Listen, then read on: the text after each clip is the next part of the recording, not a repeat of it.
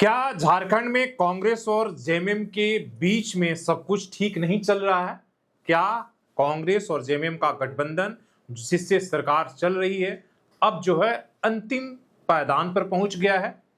इसलिए कि राज्यसभा के चुनाव के बाद जिस तरीके की बातें उठकर आई और अब लग रहा है कि जिस तरीके से वित्त मंत्री राधाकिशोर सिंह ने अपनी ही सरकार के खिलाफ मोर्चा खोल दिया है, उससे लगता यही है।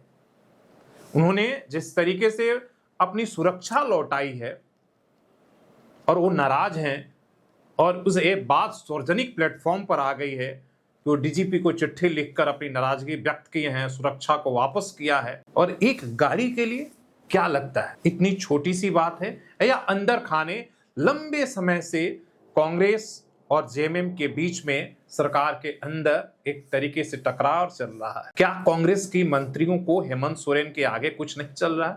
कांग्रेस बेचारी बनी हुई है, उसकी मजबूरी है कि वो तमाम सारे अपमान सहने के बाद राज्यसभा में जिस तरीके से उसके कैंडिडेट की हार हुई, जिस तरीके से विश्वासघात हुआ, इसके बाद भी ठोकरें खाकर वो जेएमएम के साथ बनी हुई है। और अब एक जिस तरीके से उसे अपमान सहना पड़ रहा है अपने ही सरकार में कि उसे सुरक्षा लौटाना पड़ रहा है सिर्फ एक गाड़ी के लिए, और पुलिस मुख्यालय के तरफ से उन्हें अब जो गाड़ी सुरक्षा बॉडीगार्डों के लिए दी गई थी एक तरीके से वापस मांग ली जा रही है। ये तमाम सारे सवाल हैं और इन सवालों के पीछे जो खबरें हैं वो तो है, लेकिन उसके जितना कुछ कहा गया है उससे ज्यादा जो है कहीं जो बातें नहीं कही गई वो सच्चाई है। कि बात सिर्फ इतनी है, कही जा रही है कि 16 सुरक्षा गार्ड हैं और उनके चलने के लिए 3 सुरक्षा गाड़ियां जो है आवंटित की गई है, जिसमें मंत्री ने कहा कि भाई 16 सुरक्षा गार्डों को 3 गाड़ी में कैसे ठूस ठूस कर करे। और वैसे में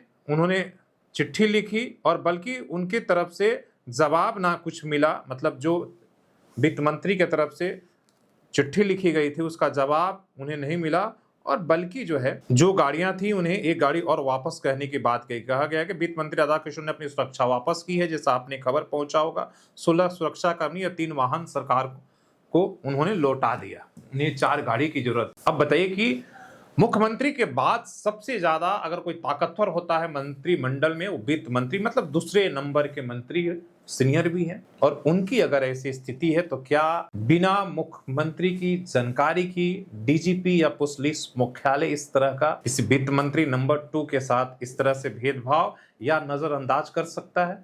क्या किसी डीजीपी की इतने हैसियत है? ये तमाम सारे सवाल हैं जो सोचना चाहिए। और ये सारी कहानियां कह रही हैं कि देखिए रिश्ते अलग अलग हो गए हैं। वो तो राज्यसभा चुनाव में भी दिखा, बाकी मुद्दों पर भी दिखा। जिन मुद्दों को लेकर कांग्रेस लड़ाई लड़ रही है उसके साथ जेएमएम नहीं दिखाई देती है। अब बहाना गाड़ी की हो या सुरक्षा, लेकिन कहा जा सकता है कि दोनों के रिश्ते अब सही नहीं चल रहे हैं, वो अंतिम पड़ाव पर बस ऐलान करना बाकी है।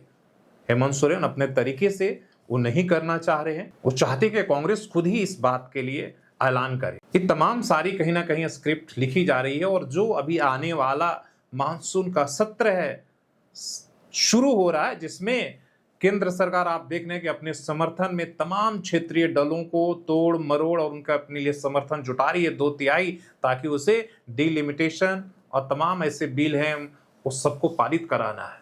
कहा जा रहा है कि जेएमएम भी उसमें सहमति दे चुकी है, मतलब वो इंडिया गठबंधन के साथ विरोध में वोट नहीं करेगी। ये भी खबरें निकल कर आ रही थी, आपने देखा हुई होगा। तो क्या मानसून सत्र में जो कुछ होगा वो एक तरह से इन रिश्तों की, इन बातों पर, तमाम अफवाहों पर मुहर लगाने का काम करेगा? कि तमाम जुगाड़ करने के बाद भी आज भी जो है एनडीए के पास 40 से 60 जो है एमपीओ की जरूरत है, और वो उसके लिए तमाम लोगों से बातचीत कर रही है कि या तो वॉकआउट कर जाएं या सदन में जाएं ही नहीं, वोटिंग में हिस्सा ही नहीं लेंगे। और निगाहें झारखंड की तरफ भी है बीजेपी की। ये तमाम सारे सवाल हैं जो सामने हमने आपको रखा। आपको क्या लगता है? और मानसून सत्र बहुत सारी कहानी कहेगी।